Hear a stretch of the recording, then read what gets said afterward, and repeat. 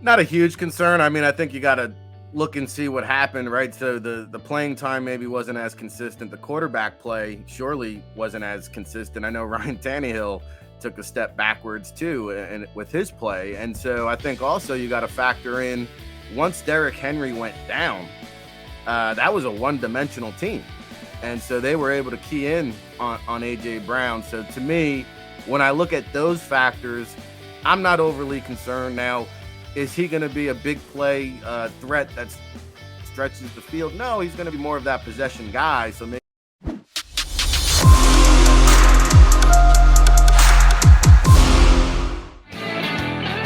You've got the Birds 365 duo today of Jody McDonald and Rick Serritella, who's in for John McMullen. If you just tuned in, you missed Johnny Mac. He was here in the guest chair for the first half hour and is now in transit over to the NovaCare complex. Eagles get their season truly underway today. I know we had the OTAs during the offseason, but today is the first day of actual live activity in camp with the Birds. So Sirianni will speak to the media first, and then John will get a chance to watch some of the Eagles working out. And he downplayed this a little bit, Ricky. I'll see if you feel the same. A.J. Brown, as much as I was a huge fan of the Hassan Reddick signing, shoot, I was here on Birds 365 last year trying to convince the Eagles into signing Hassan Reddick because he played just 1 year in Carolina, was a free agent, and signed on with Carolina's ex-coach Matt Rule for a year, back on the free agent market, and this time the Eagles jumped out and got him done and brought him in to be a advanced pass rusher for them, which they needed after last year. Hassan Reddick could have helped it last year too, but they didn't. And that being said, the biggest addition this offseason is A.J. Brown. And while Nick Sirianni describes it as, well, there's no, what was the phrase that John used to him? He just said it. There's no projection there that you already know how good a wide receiver A.J. Brown is. That's true, but that was in Tennessee. How good a wide receiver he's going to be here in the Eagles system with Jalen Hurts. No, they've got a great relationship, but do you think A.J. Brown can put up better numbers with the Eagles than he did with Tennessee? I think it's possible, Jody. I mean, when you take a look at the supporting cast, and AJ will be quick to note that he was the Titans' greatest receiver of all time, so he's not lacking for confidence. But I think, what he does bring is somebody to kind of deflect that attention off of Jalen Hurts, a veteran leadership presence, and somebody that we mentioned Jalen Rieger could probably learn from. And I think when you have to account for Devonta Smith, when you have to account for whether it's Pascal or Watkins in the slot, you've got to account for Dallas Goedert. I don't think Tennessee had those kind of weapons outside of Derrick Henry. So, technically there was a lot of double team coverage. I think if you do that to AJ Brown here in Philly, you're going to get burnt or hurt pretty badly by one of those other guys. He had 2 straight years of over 1,000 yards his first 2 years in the season, and 8 touchdowns as a rookie, 11 as a second-year player. Last year, missing 4 games, playing in only 13, he had 63 catches, and his yards dropped down under 900 to 869, and only 5 touchdowns. So his numbers did come backwards. I understand he played less, so you have to factor that in and prorate the stuff. Is that of any concern for you that you actually saw? You want, and I know it's a perfect case scenario, but you want a player to get better at his age, his experience every single year. Kind of took a half a step back last year. Any concern in your eyes? Not a huge concern. I mean, I think you got to look and see what happened, right? So the playing time maybe wasn't as consistent. The quarterback play surely wasn't as consistent. I know Ryan Tannehill took a step backwards too, and with his play. And so I think also you got to factor in once Derrick Henry went down, that was a one-dimensional team. And so they were able to key in on AJ Brown. So to me, when I look at those factors, I'm not overly concerned. Now, is he going to be a big play threat that's stretches the field? No, he's going to be more of that possession guy. So maybe the touchdowns won't be as great as some of these other wide receivers are in fantasy. But I think when you talk about, is AJ Brown a top 10 wide receiver in the league? I think so. Right. It kind of plays both ways. Certainly when Henry goes down and Deonta Foreman is trying to replace him. Yeah, good luck with that. That's not going to happen. But it should mean that, yeah, they're going to throw the ball more. And in a year where they're probably going to throw it more than they did in previous years, AJ's numbers actually did come backwards. That does throw up a miniature red flag for me. But we know that he does have a good relationship with the current quarterback of the Philadelphia Eagles. And he's probably got as good a running mate. When Davis was there in Tennessee, I would say that would be comparable to what Devonta Smith and A.J. Brown are going to be able to do this year. Do you think the Eagles will have a close to 50-50 split between those two? If you're just looking at the Eagles' top two wide receivers, if you were to guesstimate ahead of time, and you're, of course, factoring in health for both of the two wide receivers, which you don't know if you're going to get, but cross your fingers that you hope that you get.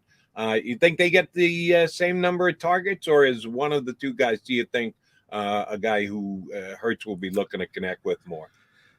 Yeah, I think Brown should see the bulk of the targets. I think he'll get more targets. I don't know if it'll necessarily translate to more yardage, though. It might translate to more catches, but I think, Devonta Smith is a guy that breaks off big chunks of yardage at a time. And so Brown might get more targets. Smith might get more yards. But I think at the end of the season, when you tally it all up and you look across the board, catches, yardage, touchdowns, I think it should be very similar. Ricky, I know how John feels about this, so I want to get your take as well. Was a surprise to most of us here in Philadelphia when Nick Sirianni said this offseason, and Shane Steichen will be calling the plays just like he did for the second half of last season. They did not advertise that. No one announced that, oh, yes, Nick Sirianni is passing along the play calling responsibility to his offensive coordinator, Shane Steichen. We didn't find out about it until after the season was over and done with. And they still haven't even said exactly when and or why that decision was made. Well, Sirianni talked about why he, if you believe him or not, said he felt that he was not keeping a good enough eye on the defense, and he wanted to clear himself up to be able to coach the entire roster. McMullen loves that. He really likes CEO coaches. He likes guys who can coach the entire team, or not pigeonholed because they're calling plays on one of the two sides of the football. So he is enthused by the fact that this is Sirianni going forward. I know if we didn't know here in town, you didn't know out of town that Shane Steichen was calling the plays. Is this the best setup for the Eagles? Do you think that what they did last year, and yeah, they had a much better second half than the first half, is going to be as effective going forward this year? Well, if their record is any indication, then I think it is a recipe for success, right? Because they stumbled out of the gates. They were 2-5. They adjusted on the fly, and they had a strong second half. And to me, I think it's the smart decision. I am in favor of the CEO head coach, especially in today's landscape. I mean, we just talked about the Club Med atmosphere and managing those workloads, those personalities, those egos, those mega contracts. And to me, I think the NFL is more of a CEO head coach position than ever, because there's so much that entails outside of the X's and O's. And to me, if you're calling plays, listen, there's more than one way to skin a cat. Look, Sean McVay can do it, no problem. We've seen that. But I think that's more of the exception than the normality. And so it's very overwhelming for a young head coach, especially when he first gets put into that position. I don't think they realize how much it entails with everything else outside of the white stripes there. So to me, I think it's a smart decision. I like it. It worked last year. If it's not broke, don't fix it. Oh, by the way, we'll make it public knowledge. But, I look at New England, and we don't know who's calling, who's coming, who's going. And, it seems to work out okay. All right, JM, Ricky, I want to get your take on a specific position. And next hour, we'll go a little bit more in depth on what you think the 53 is going to be. Johnny Mac just said that on JAKIB Sports, his first version of the 53-man roster for the Eagles. But I want to get position specific with you, because we were just talking about A.J. Brown and Devonta Smith. they are your number one and number two guy. If they can stay healthy, I think Jalen Hurts' passing yards are absolutely going to go up because Brown is going to be better than whatever alternative they threw out there with Smith last year. But there is always the possibility of injury. You know, they're going to be in 3 wide receiver sets plenty. Most people think that Watson is going to be the number one guy. Just put him into the mix, and he's going to be their slot guy and/or maybe he slides out and one of the 2 wide guys come into the slot every once in a while. But between Quez Watkins and I'm a Greg Ward fan. I don't think he's going to be a factor this year. I thought he was last year. I think the Eagles tipped their hand with that. They bring in Zach Pascal, was a guy that Nick Sirianni has talked very glowingly when he had him in Indianapolis. How do you see depth at the Eagles wide receiver position right now before camp actually gets underway? Depth, when you get to wide receiver 4 and 5, I think it's a lot of question marks, a lot of hard line decisions, because this is where draft status can play into decision making. Because I'm with you. To me, Greg Ward, better player than Jalen Reagor. So, but Jalen Reagor's a first round pick. There's not room on this roster for the both of them. Somebody's got to go. And to me, right now, where we stand, it looks like Ward is on the outside looking in, which is a shame because he's really evolved as a player and become a pretty capable receiver with some return ability.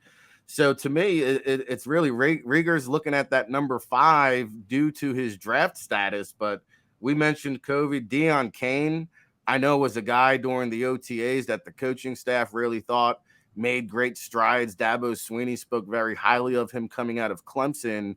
He's kind of just been on the back burner developing the last couple seasons. It sounds like he's ready to really have a strong training camp. How does that factor into the equation? So I think it's unknown, but I think we're going to see as training camp unfolds who really, like John Hightower is a guy. I mean, I remember watching this guy at the East-West Shrine Bowl. He has got some really quick burst, explosiveness, acceleration. He could be a guy that adds another deep dimension to the offense. So I think that, you know, Jalen Reagor, Devin Allen, I see them guys talking him up in the chat room. You know, he might not want to quit his day job, maybe stick to the sprints, because I don't know how you squeeze him into the mix. Maybe you stash him on the practice squad and he can develop into that Marquise Goodwin kind of threat that, you know, for the 49ers with that track speed. I think it's to be determined, but as of today, I think it is Brown, Watkins, Pascal, of course, Devonta Smith. And if I had to pick a 5th guy, I think it's Jalen Reagor based on status. Do they carry 6 receivers? That's another question. Yeah, they might, because someone has to return punts. And of the 5 that you just laid out there, Reagor would be that guy. But he wasn't great at it last year. He had I think he broke 1 all year long. But somebody's got to return, and if it's Covey or an Allen. See, here's the thing about Allen. I think they're going to get Covey through to the practice squad, and that'll give him a chance to just slow walk into the National Football League rather than be put under major pressure week 1 when he has to return a punt. Well, then again, pressure. There's not going to be pressure because it's the Lions, and they're going to beat the snot out of the Lions. We've had a couple of guys on over the last week that have said, be careful week 1. I'm saying don't sweat week You're 1. laying the points, it sounds like. Oh, yeah. Look at double-digit win for sure, probably more than 2 touchdowns. And I know we're getting ahead of ourselves. But I was saying about Covey, I think they'd like to get him onto the practice squad so they could work with him and maybe develop him. He could be a guy, if there's an injury, he could be their returner in the second half and or maybe better next year. If Allen shows you something, though, in preseason, if he puts a big return on tape, I don't think you'd get him through waivers. I think there'd be a team that would pick him off. If you try to get him to your practice squad as well, he might be the kind of guy who another team would grab and put on their roster. So I think he's actually a tougher read. I don't think he's going to be on the practice squad.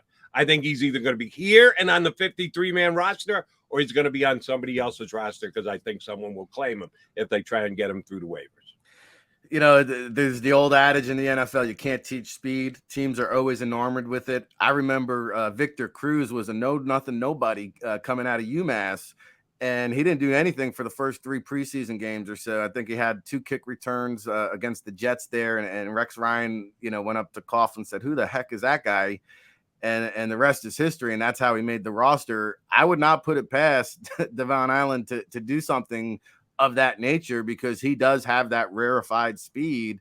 And when you're talking about speed in the NFL and you've got 2 players side by side, 9 times out of 10, the NFL team is going to go with the speed. So I think that's what boasts well for him. I think he's got to take advantage and capitalize on those returns, even if they are 5 yards in the end zone.